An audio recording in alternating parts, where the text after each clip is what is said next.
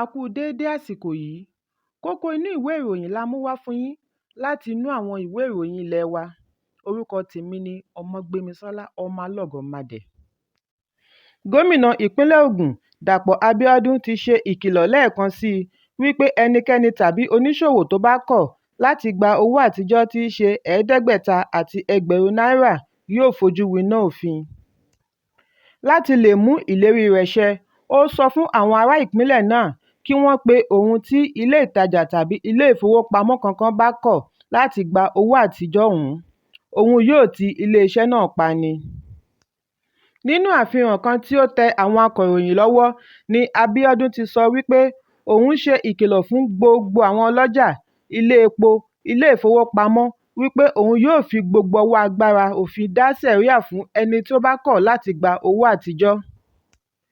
Gómìnà náà tẹ̀síwájú láti kìlọ̀ fún àjọ àwọn onímọ́tò Transport Union láti má ṣe kọ owó ọ̀hún kí wọ́n sì ṣe àfisùn ilé ìfowópamọ́ tí ó bá kọ̀ láti gba owó ọ̀hún lọ́wọ́ wọn. Òun yóò tìkára òun kó owó náà lọ sí ilé ìfowópamọ́. Ẹ̀kúnrẹ́rẹ́ ìròyìn yìí wà nínú ìwé ìròyìn Daily Post tó jáde lónìí. Adarí ikọ̀ ọlọ́pàá ti ìpínlẹ̀ Ògùn ni a gbọ́ wípé wọ́n ti gba akọ̀ròyìn tí orúkọ rẹ̀ ń jẹ́ Odúnẹ́yẹ Olúṣẹ́gun lọ́wọ́ àwọn agbébọn ajínigbé. Akọ̀ròyìn ọ̀hún ni wọ́n rẹ́bùrú rẹ̀ ní agbègbè Mobalufọ̀n ní ìlú Ìjẹ̀bú-Òde ní Ọjọ́bọ̀ tí ó kọjá. Kí àwọn ọlọ́pàá tó rí gbà sílẹ̀ lẹ́yìn ọjọ́ kẹta tí í ṣe ọjọ́ Àbámẹ́ta.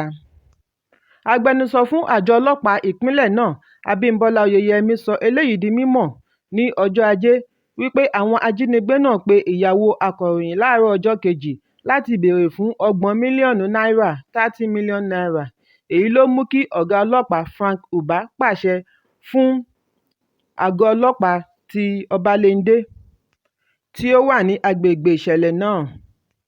Lẹ́yìn ọ̀pọ̀lọpọ̀ wàhálà, wọ́n rí akọ̀ròyìn náà gbà kalẹ̀ lọ́wọ́ àwọn ajínigbé pẹ̀lú ayọ̀ àti àlàáfíà. Ẹ̀kúnrẹ́rẹ́ ìròyìn yìí wà nínú ìwé ìròyìn Punch tó jáde lónìí. Àjọ àwọn agbẹjọ́rò The Nigerian Bar Association ti sọ fún Ààrẹ Muhammadu Buhari kí ó tètè pàṣẹ kí wọ́n tẹ̀lé ìdájọ́ ilé-ẹjọ́ gíga lórí ọ̀rọ̀ owó náírà tí ó wáyé ní ọjọ́ kẹta oṣù yìí.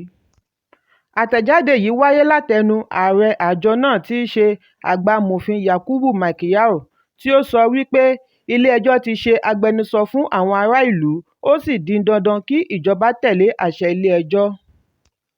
Ó tẹ̀síwájú wípé a kò sí nínú ìjọba amúnisìn, tolórí tẹlẹ́mù ni ó gbọ́dọ̀ bọ̀wọ̀ fún ìjọba tiwantiwa kí a ti dáàbò bò ó. Yakubu sọ wípé òun gẹ́gẹ́ bí aṣojú gbogbo ọmọ Nàìjíríà ké sí Buhari láti tẹ̀lé ìdájọ́ ilé-ẹjọ́ gíga lórí ọ̀rọ̀ owó náírà. Ẹ̀kúnrẹ́rẹ́ ìròyìn yìí wà nínú ìwé ìròyìn The Nation tó jáde lónìí. Gómìnà ìpínlẹ̀ Èkó Babájídé Sanwó-Olú ti ké sí àwọn olùgbé ìpínlẹ̀ Èkó àti àwọn oníṣòwò láti má ṣe kọ owó àtijọ́ tí í ṣe 500 àti ẹgbẹ̀rún náírà gẹ́gẹ́ bí ìdájọ́ ilé-ẹjọ́ gíga ti pa á láṣẹ. Àtẹ̀jáde yìí wáyé látọwọ́ Kọmíṣánná fún ètò ìròyìn Gbénga Ọmọ́tòṣọ́ lánàá tí ó ṣàlàyé wípé ìjọba ṣe àkíyèsí wàhálà àti ìdààmú tí àtúnṣe owó náírà ti kó bá ọrọ̀ ajé. Fún ìdí èyí, ará ìlú gbọ́dọ̀ tẹ̀lé àṣẹ ilé-ẹjọ́ gíga nípa gbígba owó náírà àtijọ́. Ó tẹ̀síwájú wípé gbogbo agbèfọ́ba ìlú Èkó Agencies of Lagos State Government kò gbọ́dọ̀ kọ owó àtijọ́ lọ́wọ́ ará ìlú. Ẹ̀kúnrẹ́rẹ́ ìròyìn yìí wà nínú ìwé ìròyìn Vanguard. Kókó inú ìwé ìròyìn tòní kò ní jù báyìí lọ. Ẹ pàdé mi lọ́la fún àkọ́tun ìròyìn. Kí a tó lọ, ẹ má ṣaláì fi àríwísí yín ránṣẹ́, ìyẹn comment, kí ẹ sì bá wa subscribe sí ojúnà wa lórí YouTube kí kókó inú ìwé ìròyìn lè máa tẹ̀ yín lọ́wọ́ ní kíákíá.